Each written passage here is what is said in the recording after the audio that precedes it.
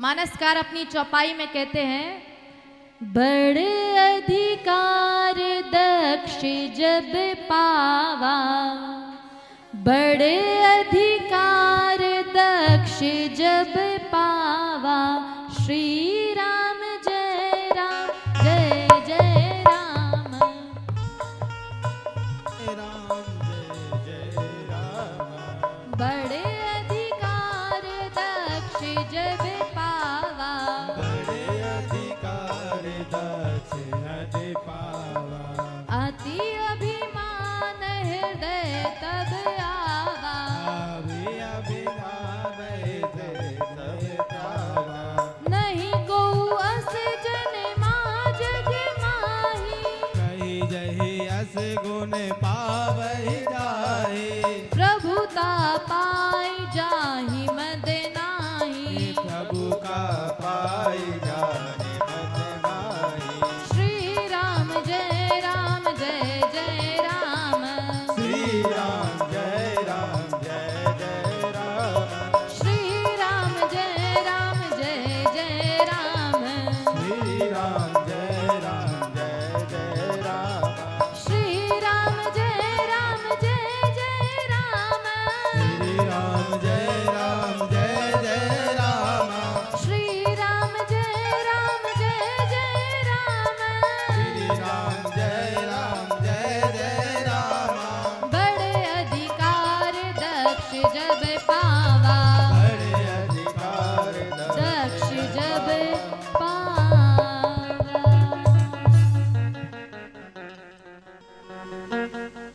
जब प्रजापति दक्ष को अभिमान हुआ ना, ध्यान देना, बड़ा पद मिलना बड़ा आसान है।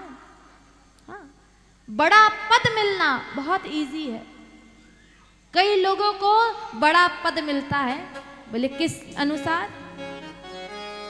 पैतृक संपत्ति के अनुसार।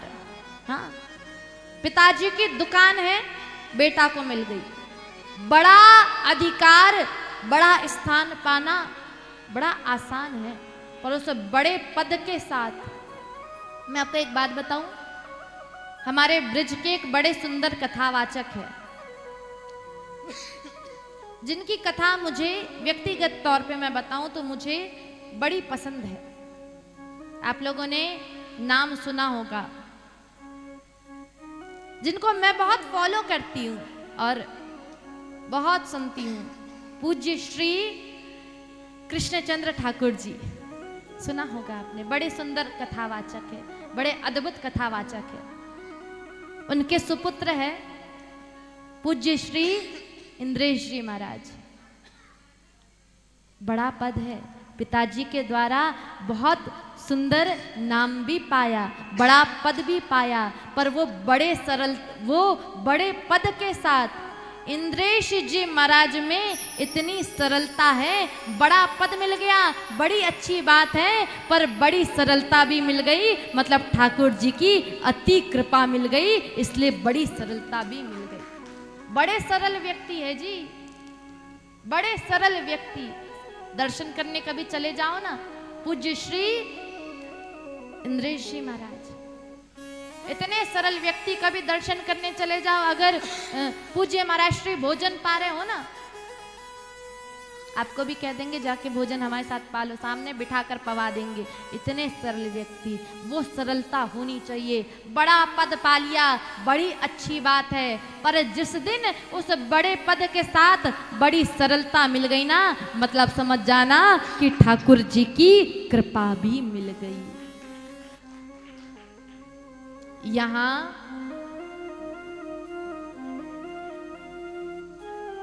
प्रजापति दक्ष अभिमान में चूर होकर ये नहीं देखा कितने खड़े हैं, पर ये जरूर देखा कि कितने बैठे हैं। आज बाबा मैया सती को कहते हैं कि वास्तव में ये जो यज्ञ का आयोजन हुआ है ना, ये यज्ञ का आयोजन मेरे अपमान के लिए ही हुआ है।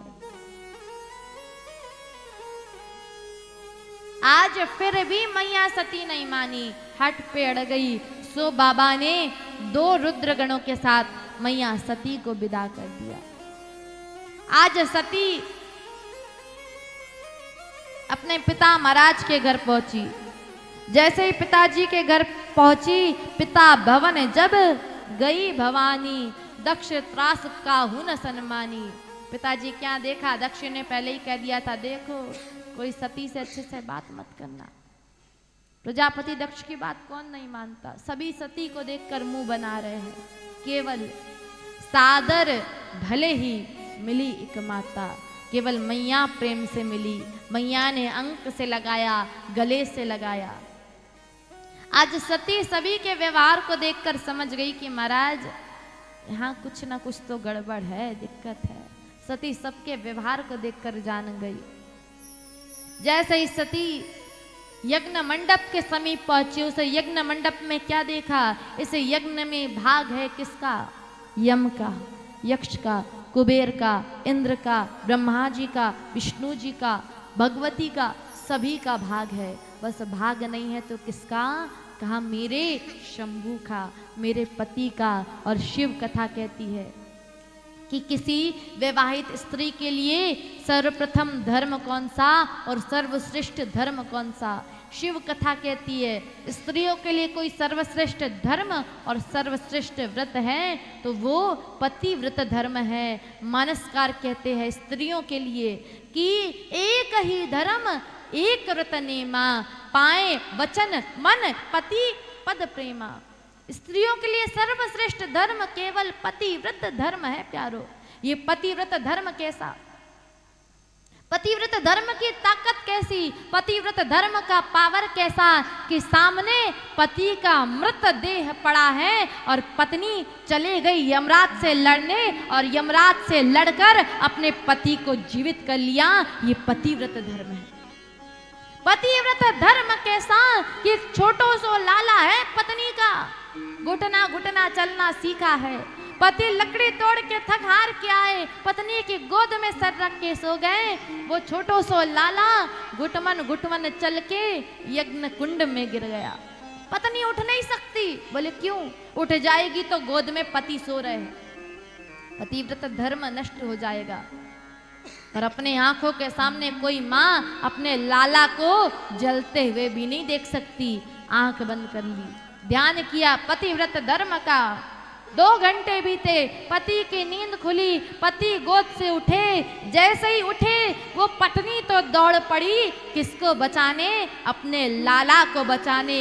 सोच रही है अभी तक तो मेरे लाला का हाड़ मांस सब जल गया होगा, अभी तक तो मांस का एक लौंदा भी नहीं बचा होगा। 2 घंटे हो गए, अभी तो मेरे लाला का पूरा देह बुबक बुबक कर जल गया होगा।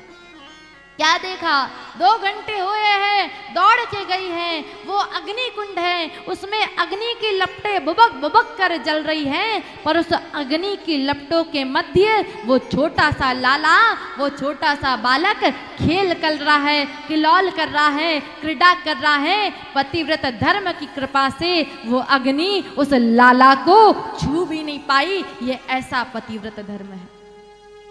स्त्रियों के लिए सर्वश्रेष्ठ धर्म पतिव्रत धर्म, सर्वश्रेष्ठ व्रत पतिव्रत धर्म।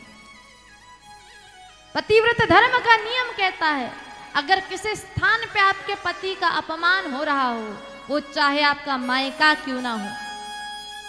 किस किस के लिए कहा गया, पति के लिए, हरि के लिए, गुरु के लिए, माता पिता के लिए। अगर इन चारों का कहीं अपमान हो रहा हो, शास्त्र आज्ञा देती है अगर किसी ने इनकी निंदा करी, पति की, गुरु की, हरि की, माता पिता की, किसी ने निंदा करी, सामर्थ्यवान हो तो जाके जीभ काट दो, शास्त्र आज्ञा दे रहा। सामर्थ्यवान नहीं हो तो कान में उंगली डाल लो और निकल जाओ। और इन कानों से कभी हरि निंदा, गुरु निंदा, पति की निंदा, माता पिता की निंदा सुनना सबसे बड़ा अपराध है। जैसे ही सती ने देखा यहाँ भाग है यम का, यक्ष का, कुबेर का, इंद्र का, वरुण का, अग्नि का, सब का, बस भाग नहीं है किसका, तो कहा मेरे शंभू का। आज सती को बड़ा ही क्रोध आया। सती ने अपने चरणों में, अपने अंगुष्ठ में योगाग्नि को प्रकट किया और जैसे ही योगाग्नि प्रकट हुई, सती का देह तो भबक भबक कर अग्नि में जलने लगा।